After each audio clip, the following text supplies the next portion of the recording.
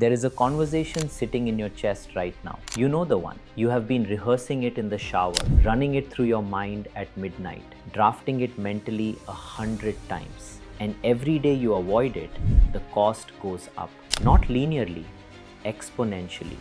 Silence is not peace. Silence is delayed conflict with compound interest.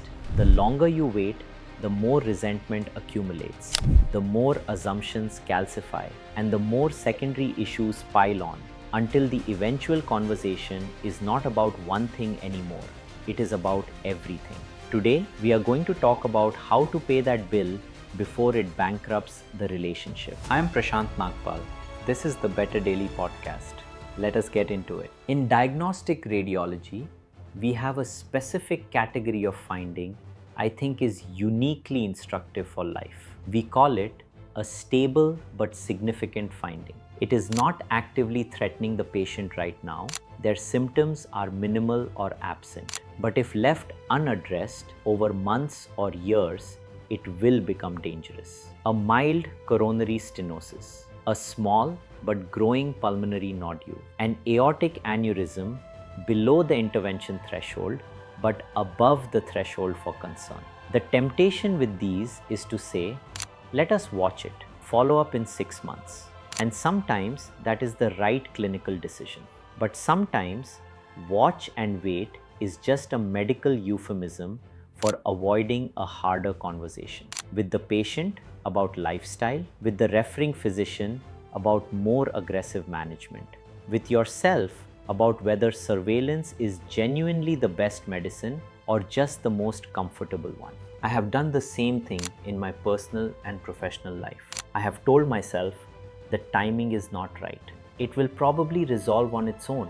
My personal favorite, I do not want to make it a bigger deal than it is. These are the lies we tell ourselves to justify avoidance. The thing never resolves on its own. It grows quietly in the dark, like every unaddressed pathology. Here is what I have learned, and it took me too long. The conversations you avoid to protect a relationship are precisely the conversations that relationship needs to survive. Brené Brown's research on vulnerability, built over 20 years of qualitative data, shows that willingness to have difficult conversations is one of the strongest predictors of relationship quality in personal and professional contexts. Not comfort with conflict, not enjoyment, willingness. The people who rank highest in relational trust are not the ones who avoid hard things. They are the ones who engage them with clarity and care. Epictetus taught a framework I find immensely practical. Separate what happened from the story you are telling yourself about what happened. This single distinction dissolves 90% of the anxiety around hard conversations. Most of the dread is not about the facts. It is about our interpretation of the facts. They do not respect me. They will get defensive. This will ruin everything. Those are narratives. They are not data. When you walk in armed with narratives instead of observations, you are not having a conversation. You are prosecuting a case you already decided. The conversation tax operates like this. Every week you delay, 3 things happen simultaneously. Emotional weight increases, you carry it longer, it gets heavier. Factual clarity decreases, details fade, feelings intensify. Secondary issues accumulate. During the weeks you are not talking about the real issue, small irritations, minor slights, unrelated frustrations, all get swept into the same pile. By the time you finally have the conversation, you are not addressing one issue, you are detonating a backlog. That is why it feels so explosive. You are not having one conversation, you are having 6 months of compressed grievances.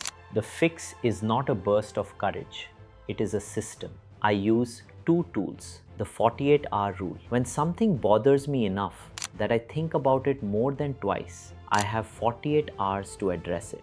Not in anger, not in the heat of the moment. After processing, after separating the facts from the narrative.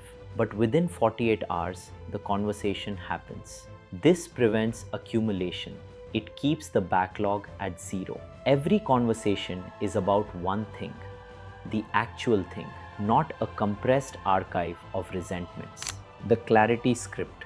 Before any hard conversation, I write down three things. What I observed factually with no interpretation.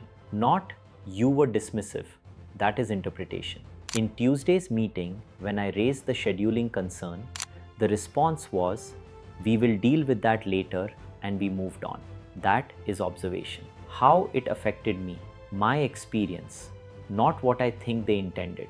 I hesitated to raise issues in the next meeting, and what I need going forward, not a demand, a request. I need us to have a process for following up on concerns raised in meetings, even if we cannot address them in the moment. Observation, impact, need.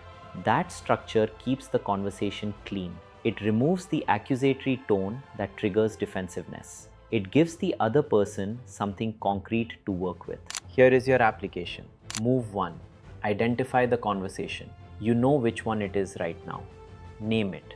Write down the three components. What you observed, how it affected you, what you need. Move 2. Set the 48-hour clock. Not 48 hours from someday, from right now. Send the text that says, I would like to talk about something. When is a good time this week? That message alone will relieve more pressure than you expect because it converts abstract dread into a concrete plan. Move 3. Lead with connection, not correction. The first 30 seconds set the tone for everything. Do not start with the complaint. Start with what you value. I care about this relationship, which is why I want to address something rather than let it sit. Connection first, then clarity. Here is the clinical frame that matters most. In radiology, we have a responsibility called the critical result notification. When I find something on a scan that is acutely dangerous, I do not wait for the referring physician to read the report at their convenience. I pick up the phone and I call immediately, even if it is uncomfortable, even if I have to deliver news nobody wants to hear. I do not delay because the timing is inconvenient. I do not postpone because the recipient might react badly. I call because the cost of delay to the patient is irreversible harm. The same principle applies to your relationships.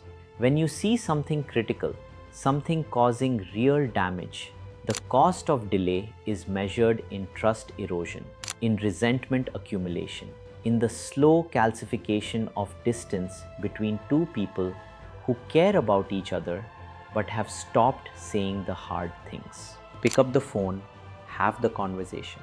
The temporary discomfort of honesty is always less expensive than the permanent damage of silence.